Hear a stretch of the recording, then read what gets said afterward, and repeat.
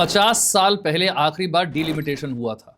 तो 50 साल हमें लग गए हैं यहां तक पहुंचने में, इतनी आबादी हमारी 50 साल में बढ़ गई। क्या वजह थी कि इस डिलिमिटेशन को आगे नहीं किया गया, ये परिसीमन की प्रक्रिया रोक दी गई? देखिए, मैंने बताया ना कि डिलिमिटेशन को लेकर के जो आशंका थी कि प्रतिनिधि कैसे तय किए जाएंगे, उसी के आधार पर संविधान सभा ने डिलिमिटेशन का के लिए एक उसमें ऐड किया था कि डिलिमिटेशन होना कंपलसरी है।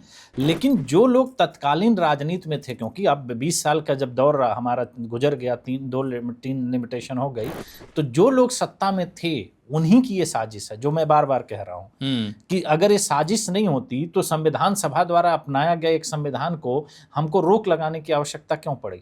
और वो भी सबसे महत्वपूर्ण चीज ये हो जाती है कि परिसीमन पर रोक 1976 में जब लगाई गई तो देश में इमरजेंसी थी। इमरजेंसी के दौरान इस विषय पर रोक लगाने की आवश्यकता क्या पड़ गई थी?